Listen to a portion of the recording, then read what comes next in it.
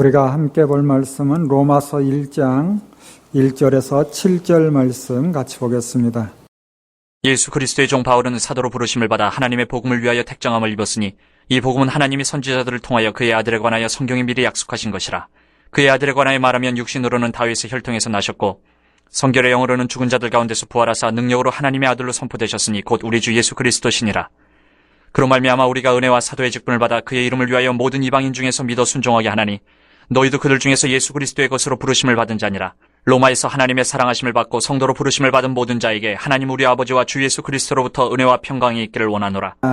아멘. 기도합니다. 하나님, 함께 주의 말씀 봅니다. 기록된 말씀을 통하여 하나님의 뜻을 밝히 알게 하옵소서. 하나님의 뜻을 깨달아 우리의 삶 가운데 하나님이 기뻐하시는 삶이 되게 하옵소서.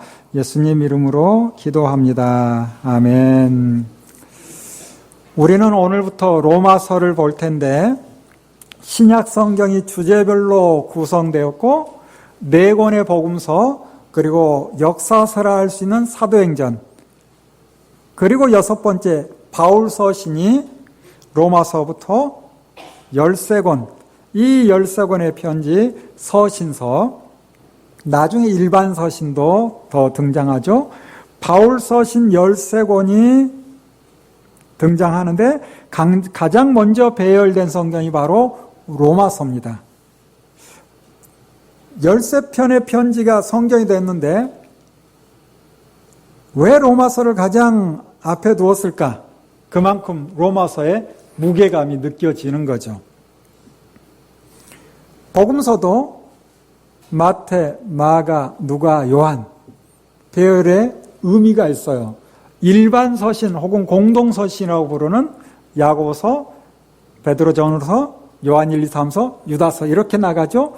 의미가 있어요. 초대교회 가장 열심히 있었고 기둥같이 여기는 야고보. 그래서 일반 서신 혹은 공동 서신 이 야고보서를 가장 먼저 두고 그리고 베드로, 그 다음에 요한, 그리고 유다 이렇게 순서가 배열되고 마태는 예수님의 직접적인 제자였죠. 마가는 제자가 아니었던 12제자라고는 할 수 없었던 그리고 누가는 이방인이었잖아요. 그리고 요한은 AD 90년경에 나중에 그리고 공간복음이라는 새 복음서와 결이 좀 다르기 때문에 4번째 배열한 거예요. 자, 바울 서신이라고 하는 13권 로마서가 가장 먼저 배열되어 있다. 그만큼 무게감이 있는 거예요. 기독교 역사에서도 로마서를 통해 영적 변화를 경험한 믿음의 선배들이 정말 많았습니다. 뿐만 아니라 많은 성도들이 로마서를 좋아하죠. 목회자 가운데도 로마서를 가장 많이 설교했을 거예요. 저도 그랬던 것 같아요. 주후 400년경 어거스틴, 이 어거스틴이 아직 하나님을 잘 모를 때 선과 악, 이원론을 주장하는 만이교에 빠져 방탕한 생활을 하고 있었습니다. 이때 이웃집에서 어린아이들이 노래를 하는데 그 노랫말이 집어들고 읽으라 라는 노랫말을 듣게 돼요. 그래서 집어들고 읽었는데 감사하게 뭘 읽었는가? 성경을 펼쳤어요. 성경을 읽는 중에 로마서 13장 13절 14절을 읽다가 회심을 경험했다라고 전해집니다. 어떤 말씀인지 궁금하죠? 우리 로마서 13장 13절 14절 같이 한번 읽어볼까요? 시작.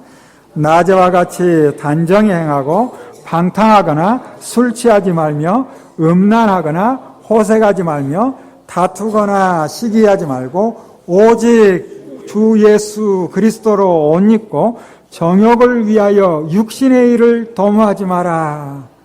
이 말씀이 어거스틴에게 충격으로 다가온 거죠. 그래서 그의 저서 참회록에 당시 심정을 어떻게 표현하는가? 내가 14절 마지막 부분을 읽는 순간 밝은 빛이 물밀듯 내 마음속에 밀려왔고 순간 모든 의혹과 근심의 그림자가 사라져버렸다 라고 기록해요. 그가 하나님을 잘 모르고 방탕한 생활을 했거든요. 그런데 정욕을 위하여 육신의 일을 도모하지 말고 오직 주 예수 그리스도로 옷 입으라. 이 말씀이 그 마음속에 밀려 들어온 거죠. 성령 하나님이 하신 거죠. 이후 어거스틴의 놀라운 변화, 그리고 그의 신학은 기독교 신학자들에게 최고의 권위자로 인정을 받게 됩니다. 어거스틴 이후 약 1000년이 흘러 주후 1500년경 종교개혁자 루터와 칼빈에게도 로마서는 특별하게 다가오는데, 루터가 로마 여행을 하던 중에 빌라도의 계단이라는 곳이 있나 봐요. 그 계단을 입을 맞추며 무릎으로 기어 올라갑니다. 그 당시에는 그렇게 했나 봐요. 많은 믿음의 사람들이. 그러던 중에 머릿속에 번개같이 스쳐가는 말씀이 있었대요. 로마서 1장 17절 말씀. 의인은 믿음으로 말미암아 살리라. 이렇게 고행을 함으로 인해서 하나님의 자녀가 되는 것이 아니라 의인은 무엇으로 말미암아? 믿음으로 말미암아 살리라. 이 말씀이 그 가슴을 울린 거죠. 그래서 가톨릭의 금욕주의적 의식을 버리고 종교개혁이라는 위대한 일을 감당하게 됩니다. 또한 칼빈도 로마서의 영향으로 돌발적인 회심을 경험했다라고 전해져요. 그래서 로마서를 신약 성경의 핵심, 특히 의인은 믿음으로 말미암아 살리라, 이 말씀을 복음의 근본 교리이자 가장 위대한 말씀이라고 말합니다. 이후에도 수많은 사람들이 로마서를 통해서 회심을 경험하고 예수 그리스도를 주님으로 받아들이게 되는데, 우리도 로마서를 함께 보고 듣고 또한 깊이 묵상하는 가운데 복음을 받아들이는 경험, 이미 복음을 받아들였다면, 혹 내 마음이 냉랭한 상태에 있다면 다시 말씀으로 뜨거워지는 시간 되기를 바랍니다. 우리 로마서 1장 1절 2절 같이 한번 읽어볼까요? 같이 읽습니다. 예수 그리스도의 종 바울은 사도로 부르심을 받아 하나님의 복음을 위하여 택정함을 입었으니 이 복음은 하나님이 선지자들을 통하여 그의 아들에 관하여 성경에 미리 약속하신 것이라. 이렇게 시작을 하죠. 바울은 언제나 그랬듯이 자신은 예수 그리스도의 종으로 부름받아 사도가 되었다. 그리고 사도가 된 이유는 무엇을 전하기 위해? 하나님의 복음을 전하기 위해 사도가 되었답니다. 하나님의 복음을 전하는 사람이 되었다는 거예요. 하나님의 복음을 전달하는 사람이 되었다는 거예요. 우리도 다 마찬가지죠. 하나님의 말씀, 하나님의 복음을 받았으니 다른 사람에게 전해야 되겠죠. 우리가 지난주에 봤듯이 사도행전 20장 1절에서 3절을 보면 마게도냐를 떠나 헬라, 다시 말해 아가야 지역의 고린도로 바울이 왔죠.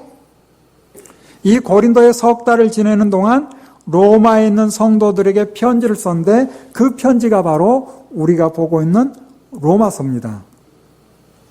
자, 바울이 로마에 편지를 썼어요. 로마의 여러 교회, 흩어져 있는 여러 교회에 편지를 한 거예요. 한 권의 편지가 같지만 그 편지를 가지고 전달자가 각 교회에 가서 읽어줬을 거예요. 그 말씀이 귀에서 또 옮겨 적었을 거예요. 두고두고 읽었을 거예요. 그렇다면 로마에는 언제 교회가 세워졌을까? 궁금하지 않나요?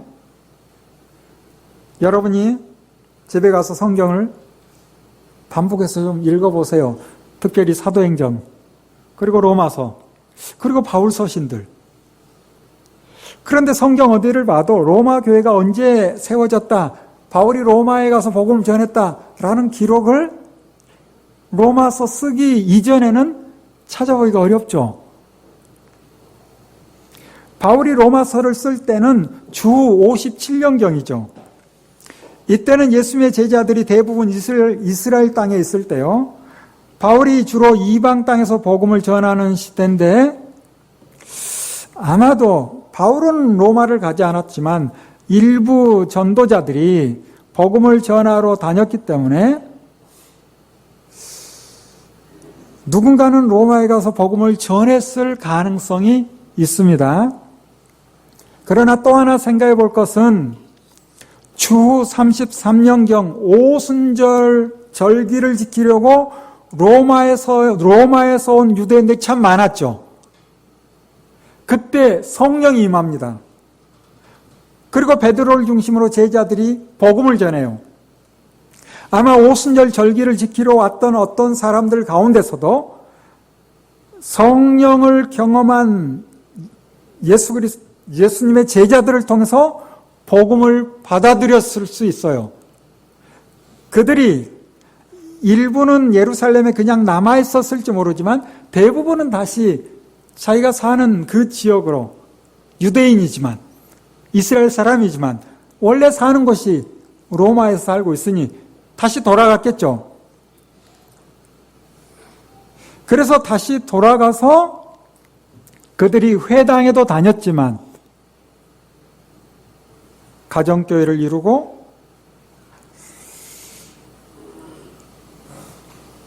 그리스도를 믿는 성도로서의 삶을 살아가지 않았을까.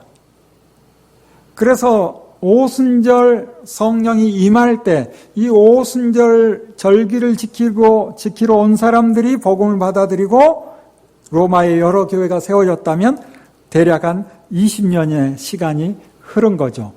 물론 그 후에 어떤 제자들을 통해서 복음을 받아들였을 수도 있고, 이런 가운데 우리가 로마 지역에 어떤 일이 있었는가를 하나 더 생각해 보면 주후 50년경 로마의 황제 글라우디오가 로마에 살고 있던 모든 유대인들을 추방한 일이 발생합니다. 그때 사도행전 18장 2절을 보면 이 추방령 때문에 아굴라와 브리스길라가 고린도로 오게 되고, 마침 바울이 2차 전도 여행 중에 고린도에 왔는데 이들 부부를 만나 장막 짓는 일 함께 하면서 고린도 교회를 세웁니다. 이렇게 1년 6개월 바울은 브리스길라, 아굴라 이들과 함께 고린도 교회를 세우다가 바울이 다시 수리아 지역 안디옥으로 돌아가죠. 이때 부부도 따라갑니다. 에베소로 와요. 이 에베소에 브리스길라, 아굴라는 남아있고 바울은 에베소를 떠나 수리아 지역의 안디옥으로 돌아가죠. 그러다가 시간이 조금 더 흘러 54년경에 어떤 일이 벌어지는가? 글라우디오가 죽어요. 그리고 네로가 황제로 등극을 합니다. 그러면서 추방된 유대인들이 다시 로마에 들어갈 수 있는 기회가 생겨요. 그래서 에베소에 있던 브리스길라와 아굴라가 로마로 돌아갑니다. 그리고 바울이 3차 여행 중에 에베소를 거쳐 지금 고린도로 와 있는 거죠. 57년경. 그래서 바울이 로마서를 쓸 때 브리스길라와 아굴라는 어디에 있다? 로마에 있어요. 제가 지어낸 이야기가 아니에요. 로마서에 보면 그대로 나옵니다. 그래서 로마서 16장 3절을 보면 브리스길라, 아굴라 그들에게 문안하라 라고 기록을 하고 있죠. 자, 이와 같은 배경을 통해서 우리는 바울이 로마서를 왜 썼을까 생각을 해볼 수 있어요. 보통 학자들은 이런 이야기를 많이 했죠. 바울이 로마에 갈 계획이 있기 때문에 미리 글을 써 보냈다. 맞아요. 그럴 수 있어요. 또 하나는 내가 로마에 가고 싶지만 혹시 로마에 가지 못할 수 있을 테니 그래도 큰 도시 로마에 복음이 무엇인지는 알려야 되겠다. 그래서 로마서 1장 15절을 보면 로마에 있는 너희에게도 복음 전하기를 원한다 라고 기록하고 있어요. 뿐만 아니라 13절을 보면 너희 중에서도 열매를 맺게 하려 한다라고 하죠. 그래서 바울이 로마서를 쓴 이유 중에 가장 중요한 이유는 무엇인가? 그들이 예수 그리스도를 믿긴 하지만 여전히 부족한 부분이 있을 거예요. 복음을 받아들였다 할 수 있지만 복음 안에서 견고하게 서기 위해서는 복음이 무엇인지를 반복적으로 알아야 되는 거예요.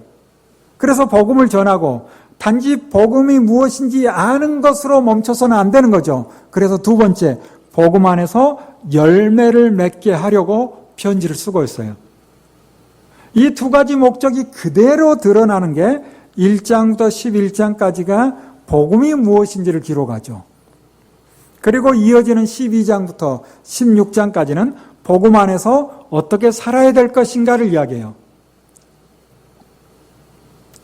여기에 또 하나의 이유를 곁들이면 역사적인 배경을 통해 최근 학자들이 로마서를 쓴 목적이 이런 이유도 있을 것이다 라고 설명하는데 충분히 공감해 볼 수 있는, 왜냐하면 글라우디오 황제가 로마에서 유대인을 추방한 일이 있었다 했죠. 50년경에.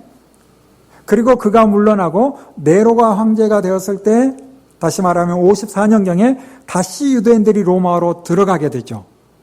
자, 그렇다면 이 로마에 있는 교회의 모습이 어떨까? 처음 교회가 세워질 때 대부분 유대인들로 개척 멤버로 교회를 세워나갔을 거예요. 그러다가 그 지역 사람들도 전도되어서 교회로 나왔겠죠. 이렇게 한 10여 년, 어떤 교회는 한 5년, 진짜 일찍 세워진 교회는 한 20년 될 수도 있어요. 지금처럼 막 대형 교회, 큰 교회는 아니었을 거예요. 자그마한 교회였을 텐데. 이렇게 먼저 섬겼던, 교회를 세워나갔던 유대인 지도자들이 추방된 거예요. 로마에서 쫓겨났어요. 언제 온다는 보장이 없어요. 그러다 보니 자연스럽게 그 지역에 살고 있는 로마인들이, 다시 말하면 후배들이, 늦게 온 젊은 성도들이 이제 교회의 주축이 되는 거예요. 그래서 예전 선배, 장로님 혹은 권사님, 그분들이 했던 일도 있지만 이제 젊은 집사님들이 우리가 주도적으로 교회를 세워나가자 해서 나름 열심을 냈겠죠. 이렇게 시간이 1년, 2년, 한 5년쯤 지났는데 예전에 함께 신앙생활했던 장로님, 권사님들이 돌아오는 거예요. 얼마나 반가울까요? 그렇겠죠. 그런데 이 반가운 마음이 얼마쯤 갈까요? 아마도 서서히 좀 불편해졌을 수 있어요. 예전에 내가 나서서 했던 일, 이제 다른 후배들이 다 하고 있어. 그런데 보니까 마음에 좀 안 드는 부분도 있어. 그러다 보니 하고 싶은 말은 많고 괜히 한마디 했다가 예전처럼 고분고분 말 듣지 않고 이제는 그냥 내가 할게요. 서로 불편해지는 그런 모습이 이 로마 교회 안에 있었을 수 있어요. 심지어 교회가 개척될 때 이것저것 허물했던 것들이 이제는 창고에 처박아 두고 먼지가 가득해. 그러다 보니 서로 분위기가 좀 냉랭해지죠. 그래서 같이 있는 게 좀 불편하니 우리가 따로 모이자. 따로 교회를 개척하자. 그래서 자연스럽게 하이 교회가 생기고 샬롬 교회가 생기고 그랬을지 몰라요. 그러다 보니 서로 왕래도 뜸해지죠. 정말 이런 분위기가 로마서 안에 있는가? 있습니다. 그래서 학자들이 이런 이야기를 하는 거예요. 로마서 마지막 16장을 보면 여러 교회를 언급해요. 그러면서 반복적으로 무슨 말을 합니까? 문안하라라고 이야기해요. 문안하라. 조금 더 구체적으로 이야기하면 서로 화합하라. 서로 좀 왕래해라. 유대인 그리스도인과 이방인 그리스도인 사이에 갈등이 있었다는 것을 알 수 있어요. 뿐만 아니라 로마서 3장 23절부터 보면 유대인이나 헬라인이나 모두 다 죄인이다. 맞는 말인데 이 말 속에 어떤 말이 있는가? 먼저 믿었다고 잘난 차지 마. 너희들이 복음을 받아들였다 해서 점딱해서 꼭 옳은 것도 아니야. 모두가 하나님 안에서 죄인이야. 라는 말을 하고 있을 수 있는 거죠. 이런 일들은 로마 교회뿐만 아니라 현대 교회도 마찬가지인데, 먼저 와서 섬긴 분과 또 나중에 온 분 사이에 서로 생각이 좀 달라서 갈등이 있을 수 있죠. 그래서 로마서는 교리를 다루고 있지만 교리를 바탕으로 정말 하고 싶은 말은 서로 화합하라. 믿음이 약한 사람을 업신 여기지 말라 권면합니다. 우리가 로마서를 통해 믿음이 무엇인지 바르게 아는 것도 중요하지만 놓치지 않아야 할 것은 믿음이 있는 자답게 살아야 합니다. 특별히 자신의 믿음으로 자기의 생각을 가지고 다른 사람을 판단하는 것 조심해야 되는 거죠. 그래서 바울은 다른 사람을 판단하고 업신여기는 자들에게 하나님의 심판대 앞에 설 것이다 라는 경고까지 합니다. 지금 우리가 보고 있는 바울 서신 13권, 그 중에 로마서, 고린도전후서, 그리고 갈라디아서 이 4권을 교리서신이라고 하는데, 벌써 교리서신이라고 말하면 어렵게 느껴지죠. 그러나 교리서신이라 해서 그렇게 어렵지 않습니다. 편지예요, 편지. 로마서 16장 1절에 바울은 갱그레아 교회 일꾼으로 있는 우리 자매 베베를 소개한다라고 하죠. 바울이 고린도에 2차 전쟁 때 얼마 동안 머물렀다고요? 1년 6개월가량 있었죠. 그때 기록에는 없지만 아마도 고린도에서 남동쪽으로 10km쯤 떨어진 항구 도시가 있는데 갱그레아라는 도시죠. 이곳에 가서 복음을 전했을 거예요. 자연스럽게 이곳에도 교회가 세워졌을까요? 이 교회에 가장 열심히 있는 한 사람을 소개한다면 아마 베베가 아닌가. 그래서 그 지역 교회의 일꾼인 베베, 바울이 2차 전쟁을 끝내고 3차 전쟁 때 예배소를 거쳐서 고린도에 또 왔죠. 3개월가량 머물죠.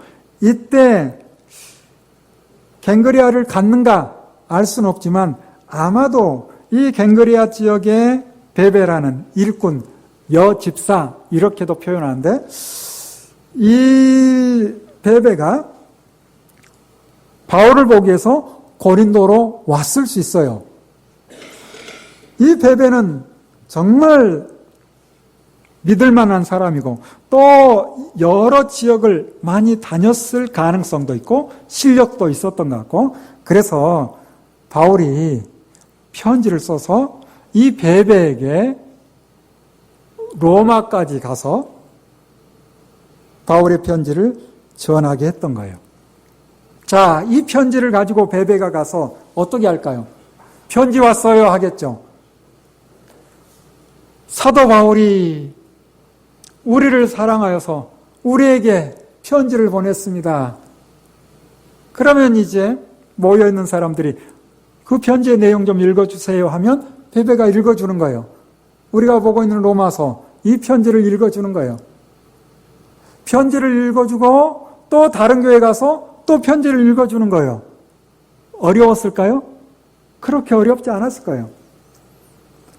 듣다가 무슨 말인가 싶으면 누군가 손들고 잠깐만요. 그게 무슨 말이에요? 그랬을 수 있죠. 그러면 베베가 이런 말이에요 하고 간단하게 설명하고 또 읽어줬을 거예요. 하나님의 말씀을 복잡하게 보면 너무 복잡해. 그러나 조금 쉽게 보면 그렇게 어렵지 않습니다. 왜 이렇게 말하는가? 로마서를 어렵게 생각하는 학자들도 많아. 그래서 이 짧은 로마서의 말씀을 수십 권 주석을 하기도 해. 너무 뻥튀기를 해놔가지고 오히려 하나님께서 말씀하고자 하는 이 로마서의 내용은 다 흩어져 버리고 무엇을 말하는지 잘 모를 정도로 어렵게 만들기도 해요. 단순하고 쉽게 정리하면 복음이 무엇인가, 복음 안에서 어떻게 살 것인가를 이야기해요.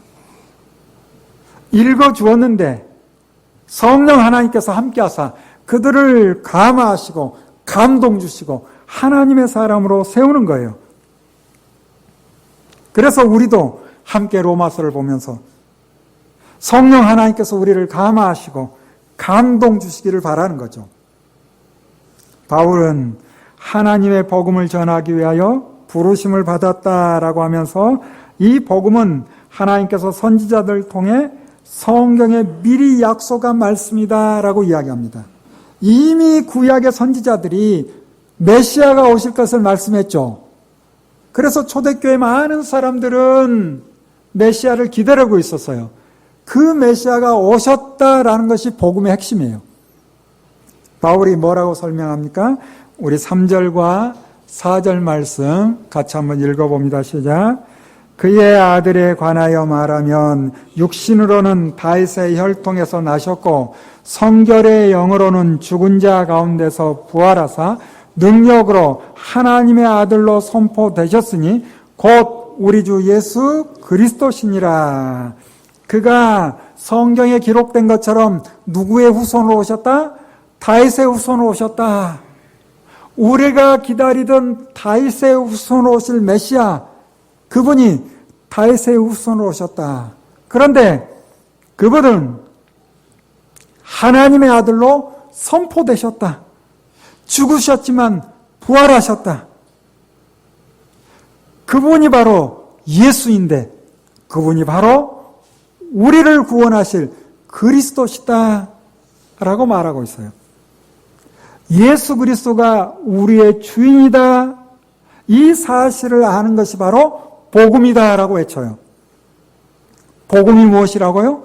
예수 그리스도가 나의 주인이다. 예수 그리스도가 하나님의 아들이며 예수 그리스도가 나의 주인이다. 이게 복음이에요. 여기 복음이라는 헬라어 유앙겔리온,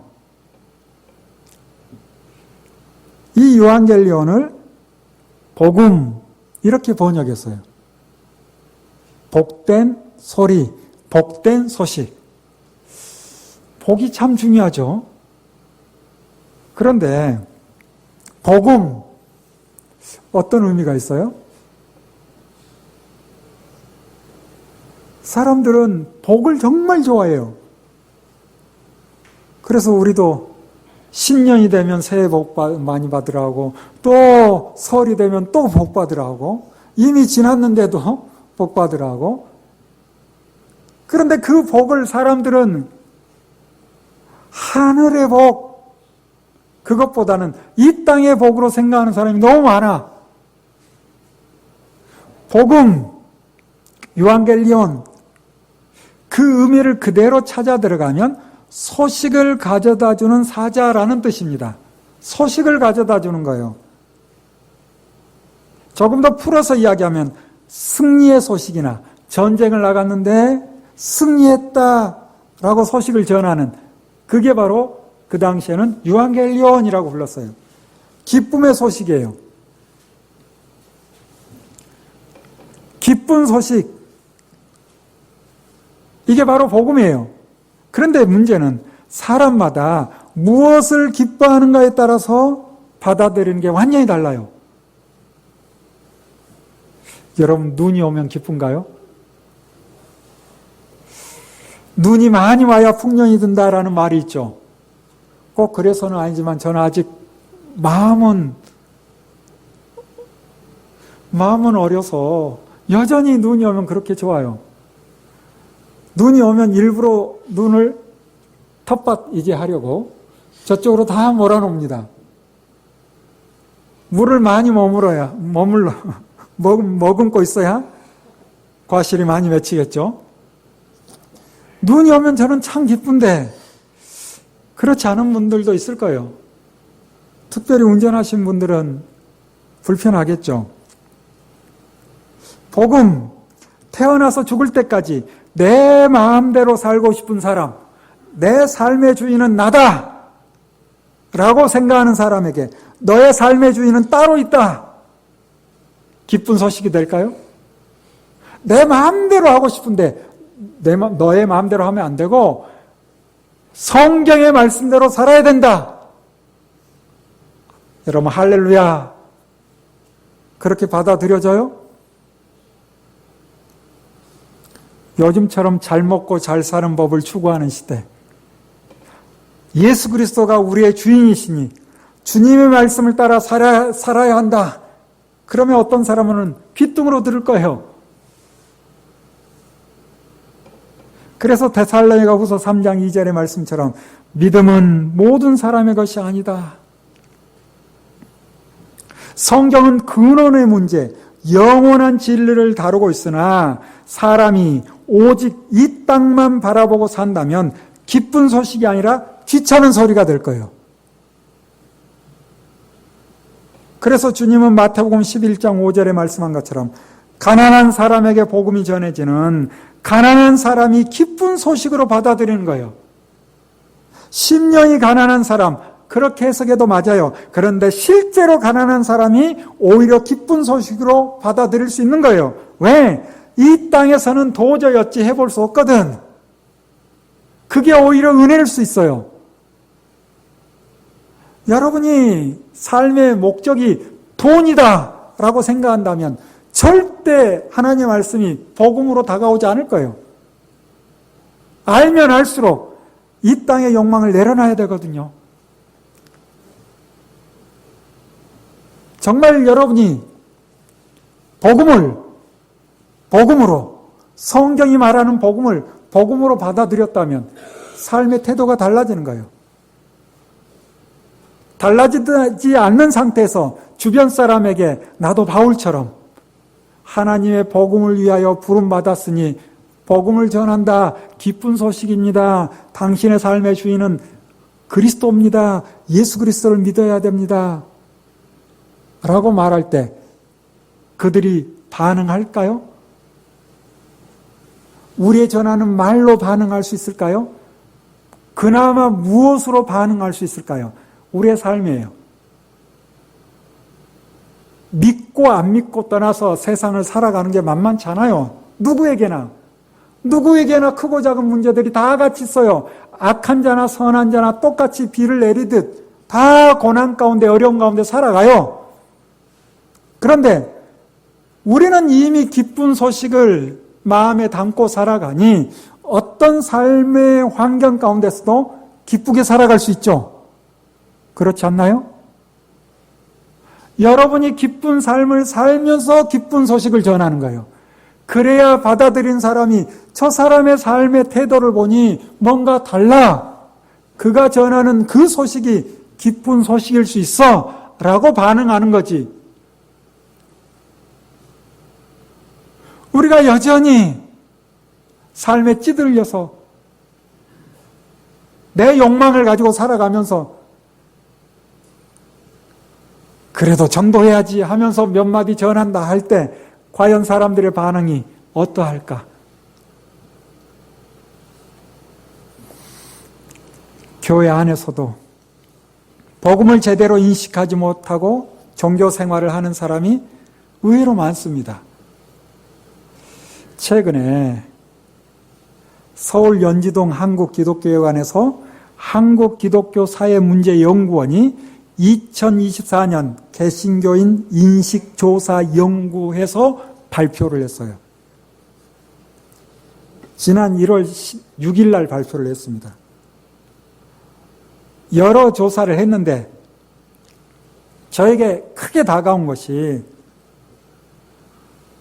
교회를 다니는 사람에게 믿는다라는 사람에게 질문한 거예요. 종교 생활의 가장 중요한 목적이 무엇입니까? 라고 물었어요. 여러분에게도 묻고 싶어요. 종교 생활의 가장 중요한 목적이 무엇입니까? 진리와 구원인가요?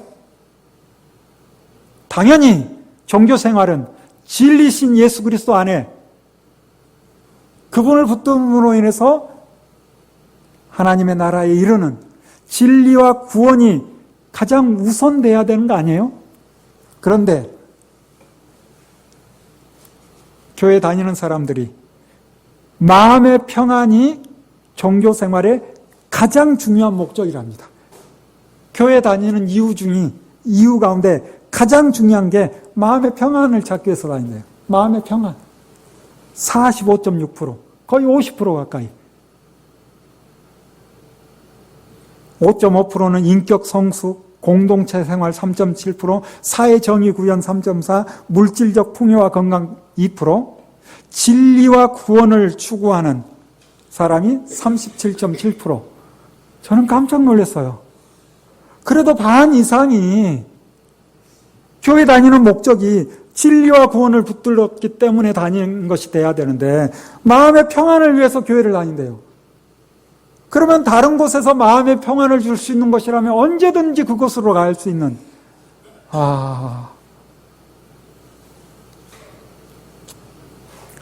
순서가 뒤바뀐 거죠. 이런 시대에 우리는 복음이 무엇인지 다시 정의해야 합니다. 바울은 하나님의 아들 예수 그리스도 그분이 우리의 주인이라는 것을 우리에게 알려주는 거예요. 우리도 주님의 은혜로 사도의 직분을 받았고 주님의 이름이 모든 민족에게 전해지기를 바라며 로마에 있는 교인들도 예수 그리스도의 부르심을 받았다라고 선포하는데 우리도 예수 그리스도의 부르심을 받았기 때문에 이 자리에 나온 거죠. 우리 7절 말씀 같이 한번 읽어볼까요? 같이 읽습니다. 로마에서 하나님의 사랑하심을 받고 성도의 부르심을 받은 모든 자에게 하나님 우리 아버지와 주 예수 그리스도로부터 은혜와 평강이 있기를 원하노라. 로마에 있는 성도뿐만 아니라 오늘 우리에게도 하나님 우리 아버지와 주 예수 그리스도로부터 은혜와 평강을 바라는 것인데 바울은 이렇게 인사를 하고 이제 8절부터 편지를 쓴 이유를 설명해 나가는데 먼저 그들을 칭찬하죠. 내가 감사하고 있고 기도하고 있고 로마에 가고 싶어하는 이유가 무엇인지 이야기를 하는데 바울은 이 로마 교회를 칭찬하면서 로마 교회 교인들의 믿음이 온 세상에 퍼지고 있기 때문이다라고 합니다. 로마 교회 교인들이 어떤 삶을 살았는지 정확히 알 수는 없어요. 그러나 로마서를 읽어보면 그들이 온전한 믿음을 가지고 있는가? 아직은 아닌 것 같은. 그런데도 바울은 그들의 믿음을 칭찬하며 하나님께 감사하고 있다라고 그래요. 아마도 그들의 믿음이 온전해서 그리스도의 장성한 분량에까지 이미 이르렀기 때문에 그건 아닌 것 같아요. 아직 어린아이와 같은 믿음일 수 있으나 그 믿음이 퇴보하지 않고 아이가 자라나듯 날마다 조금씩 자라는 믿음, 그 믿음을 보고 칭찬했을 겁니다. 그래서 우리에게도 소망이 있는 거죠. 아직은 온전한 믿음이 아니라 할지라도 날마다 우리의 믿음이 조금씩 자라고 있기 때문에 그렇죠. 우리의 믿음의 성장은 말씀과 기도로 가능하기에 바울은 디모데에게 하나님의 말씀과 기도로 거룩하여진다라고 하며 말씀을 배우고 기도로 하나님의 도우심을 구하고 너의 성숙함을 모든 사람에게 나타나게 하라라고 권합니다. 야고보서 2장 22절에 믿음이 그의 행함과 함께 일하고 행함으로 믿음이 온전하게 되었느니라. 이미 믿음이 시작되었지만 무엇으로 그 믿음이 온전해져 가는가요? 그 믿음을 우리의 삶으로, 우리의 행함으로. 우리의 행함이 우리를 구원에 이르게 하는 건 아니지만 이미 구원받은 우리가 흔들리지 않고 우리의 믿음이 온전하게 되기 위해서는 끊임없이 하나님의 말씀을 따라 살아야 된다라는 거예요. 그래서 베드로후서 1장 5절 이하에도 그러므로 너희가 더욱 힘써 너희 믿음의 덕을, 더욱 힘써 덕의 지식을, 더욱 힘써 어디까지 자라가야 된다? 사랑에까지 이르러야 된다. 이미 믿었지만 그 믿음을 무엇으로 나타내야 된다? 행함으로 나타내야 된다라고 말합니다. 바울이 말하는 복음은 하나님의 아들 예수 그리스도가 우리의 주인이시니 그분을 믿으며 믿음 안에서 열매를 맺기를 원한다라는 것인데, 그래서 바울은 서로의 믿음으로 피차 격려하며 너희를 경고하게 하려고 로마에 가고 싶다라고 하는데, 우리 13절 말씀 같이 한번 읽어볼까요? 13절. 형제들아, 내가 여러 번 너희에게 가고자 한 것은 너희가 모르기를 원하지 아니하노니 이는 너희 중에서도 다른 이방인 중에서와 같이 열매를 맺게 하려 함이로되 지금까지 길이 막혔도다. 이어지는 말씀을 보면 바울은 모든 사람에게 빚을 지고 있다라고 하면서 할 수 있는 대로 로마에 있는 너희에게도 무엇을 전하기를 원한다? 복음 전하기를 원한다라고 이야기해요. 여러분, 로마에 있는 교인들이 복음을 받아들이지 않았어요? 아니요. 이미 복음을 받아들인 사람들이에요. 그런데도 바울은 그들에게 복음을 전하기를 원한다고 이야기해요.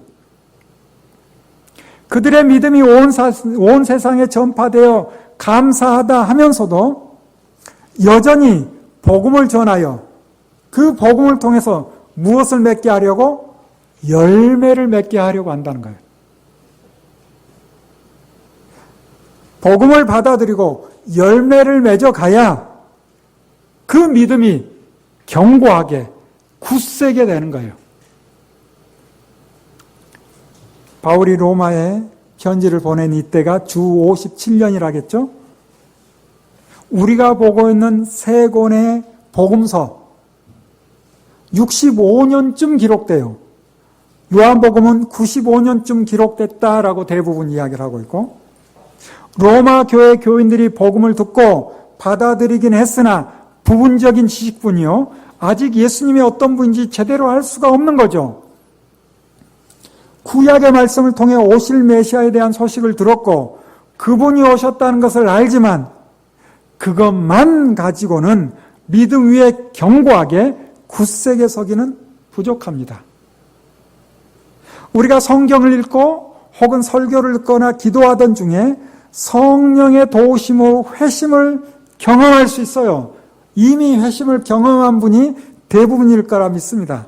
그런데 예전에 내가 뜨거움이 있었다, 내가 회심을 경험했다, 거기에 멈춰 있다면 과연 믿음 위에 견고하게 설 수 있을까? 여러분 괜찮습니까 지금? 여러분의 믿음은 어떤 환난과 핍박이 와도 흔들리지 않는다 자신할 수 있어요? 쉽지 않을 거예요. 바울은 로마 교회 교인들에게 이미 기쁜 소식, 복음을 들은 성도들에게 다시 복음을 전하여 믿음 안에서 열매를 맺으며 견고하게 굳세게 세우려 합니다. 왜 그럴까? 히브리서 6장 5절 이하에 하나님의 선한 말씀과 내세의 능력을 맛보고도 타락한 자들이 있다 없다? 있다라고 이야기해요. 하나님의 선한 말씀과 내세의 능력을 맛을 봤어요. 그런데도 타락한 자들이 있다라고 합니다. 왜? 그리스도의 초보적 교리에 머물러 있으면 넘어질 수 있거든요. 부분적으로 아는 말씀만 가지고 신앙생활을 할 수 있는가 쉽지 않거든요. 그래서 우리가 성경 하나님의 말씀을 처음부터 끝까지 바르게 알아가야 되는 거예요. 성경은 우리를 성숙한 경지로 나아가게 합니다. 바울이 로마 교회 교인들에게 복음을 전하며 복음 안에서 열매를 맺게 하려는 이유도 믿음 안에서 견고하여 흔들리지 않게 하려는 것이죠. 사랑하는 여러분, 이미 복음을 받아들이고 하나님 앞에 나왔지만 우리가 말씀과 기도를 멀리 한다면 흔들릴 수 있습니다. 다시금 우리 자신을 돌아보며 날마다 말씀과 기도의 삶을 살아가는 우리 모두 되기를 바랍니다. 기도하겠습니다. 주님, 함께 로마서의 말씀을 읽어가며 하나님의 뜻을 밝히 알아가게 하옵소서. 말씀을 통하여 다시 우리 자신을 점검케 하시고 우리의 부족한 부분을 하나님께 아뢰며 성령의 도우심을 바라며 날마다 주님과 함께 살아갈 수 있도록 우리를 붙들어 주옵소서. 냉랭한 우리의 마음들이 다시 말씀을 통하여 뜨겁게 하여 주시고 어떤 환난과 핍박 가운데서도 믿음 안에서 든든히 서가는 우리 모두 되게